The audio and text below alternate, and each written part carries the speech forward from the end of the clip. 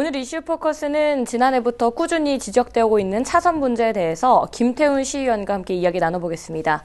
의원님 반갑습니다. 반갑습니다. 네, 지난 1월에도 이 같은 주제로 이 자리에 모셨었는데요. 여전히 해결이 좀 잘 되지 않고 있는 것 같습니다.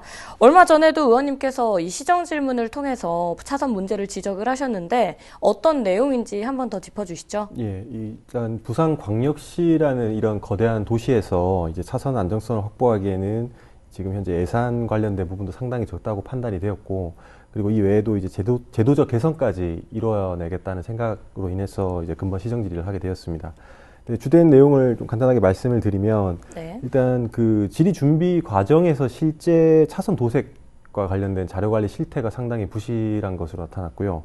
그리고 시공하지 말아야 될 날에 이제 시공을 한 것이 이제 적발이 되었습니다.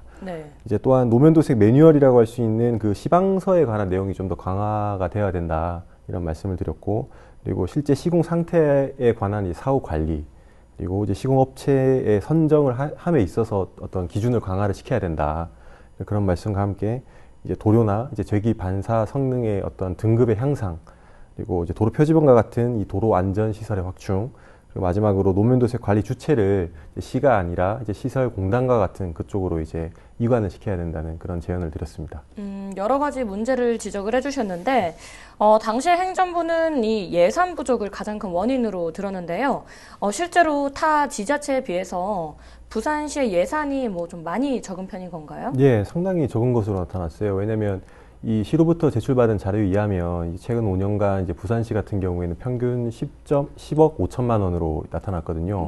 타 시도 사례를 살펴보면은 이제 울산시 같은 경우에는 20억 원, 그리고 광주시는 23억 원, 인천시는 15억 원 정도로 사실 우리 부산시와 비슷하거나 보다 작은 규모의 도시들도 우리보다는 좀 더 많은 예산을 투입을 하고 있는 실정입니다. 이제 그만큼 우리 부산시가 이제 운전자의 생명과 밀접한 이러한 그 관계가 있는 차선에 어떤 적극적인 예산을 투입하고 있지 않다고 생각을 합니다. 이번에 시의 재정 파트 쪽에서도 근본 시정 질의를 통해서 문제점에 대해서 상당히 공감을 한 것으로 나타났거든요. 따라서 앞으로 이제 내년도 차선 도색 예산이 아마 이제 큰 폭으로 증가될 것으로 예상을 하고 있습니다. 네, 알겠습니다. 그동안에 뭐 예산이 부족했던 만큼 뭐 제기 반사 성능이나 뭐 마찰에도 잘 견디는 정도인 내마모도 역시 이 최소 등급을 지키는 데에만 좀 되게 급급했을 것 같은데요. 왜 지금껏 이것을 해결하려는 노력이 좀 부족했다고 생각하십니까? 이게 제가 실제로 이 그 19년도에 노면 표시 그 단가 계약 설계서를 분석해 보니까 이 공종별 보수 단가라는 게 있습니다. 이제 그 중에서 이 총 73건이 있었는데 이 절반에 가까운 37건이 R3라는 걸 쓰고 있었거든요. R3요? 예. R3가 뭐냐면은 이 제기 반사 성능 150mm 칸델라를 뜻하는 겁니다. 근데 이제 현재 차선 반사 성능 최소 기준이 150이거든요.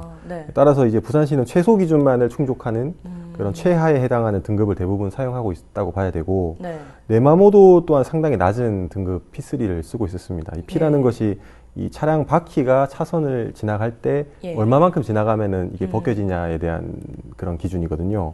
P3는 약 한 20만 회로 상당히 낮은 등급에 속합니다. 그래서 이제 그러다 보니까 이제 차선이 마모가 잘 되고 이제 유리알이 쉽게 이탈하다 보니 이제 우천시에 잘 안 보이는 그런 현상이 발생이 되는 것으로 추측을 하고 있습니다.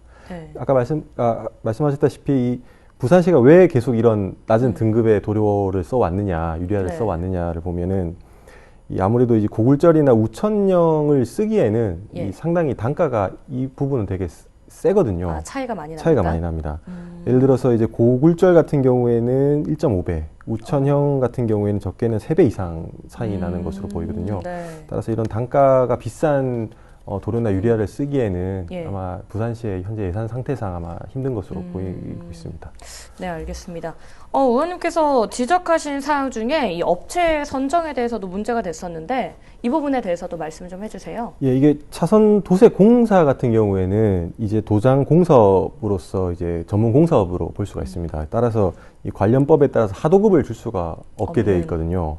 그런데 이게 왜 문제냐면 이 시공업체를 선정을 할 때 공사 발주 관련 이제 계약자 그 참가 자격이 있습니다.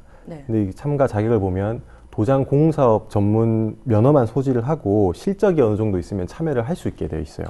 근데 이게 그러다 보니까 이 실제로 차선 도색을 위한 특수 차량이나 특수 네. 장비가 반드시 필요하거든요. 그렇죠. 그렇기 때문에 이제 이러한 조건으로 입찰을 하게 되면은 특수 차량이나 장비가 없는 상태에서도 입찰을 할 수 있는 그런 좀 허점이 발견이 되었습니다. 네. 이게 결국에는 장비가 없고 차량이 없으면 결국 하도로 가게 될 수 있는 가능성이 충분히 있기 때문에 네. 그 실제로 이런 문제를 해결하기 위해서는 이제 앞으로 그 도장 공사업 면허를 소지를 하고 그리고 차선 도색에 필요한 장비를 직접 보유한 업체로 좀 강화해야 될 것으로 보입니다. 그리고 임차를 할 시에도 이와 관련된 서류를 제출을 하도록 좀 더 제도적인 보안 장치가 있을 것으로 좀 생각이 됩니다. 또한 마지막으로 실제 도료 그리고 유리알을 자동 분사할 수 있는 그런 장비가 실제로 있는지 없는지를 파악할 수 네. 있도록 제도적 보완이 좀 있어야 된다고 생각을 합니다. 예. 네. 정말 시민의 안전과 직결되는 사안인데요. 이 많은 업체가 참여할 수 있게 입찰 기준을 낮췄다는 말이 상당히 무책임하게 들립니다. 이 부분 좀 개선될 여지가 있을까요? 예, 맞는 말씀입니다. 이 집행부에서 지역 업체가 들어올 수 있게끔 좀 더 문을 열어두고 이제 불필요한 규제를 좀 더 완화했다는 말은 하고 있거든요. 그러나 네. 사실 이러한 것은 이 시민들의 안전과 직결되는 이런 차선과 같이 이런 문제들에 대해서는 엄격하게 관리를 해야 그렇죠. 되는 부분이 있습니다. 그리고 실제로 이제 규제 완화 측면에서 적용돼야 될 정책들은 따로 있는 부분이거든요. 네. 예를 들어서 이 지역 협동조합과 관련된 정책들은 좀 더 이렇게 완화를 장려할 필요가 있다고 보여집니다. 따라서 아까 말씀드렸다시피 이제 엄격한 관리가 필요한 정책들에 대해서는 제도를 강화할 필요가 있다고 생각이 됩니다. 네, 저도 부산 시민으로서 이렇게 시민의 안전과 직결되는 문제에 힘써주시는 모습 좀 더 응원하면서 오늘 이 자리는 마무리 짓도록 하겠습니다. 고맙습니다. 네, 고맙습니다.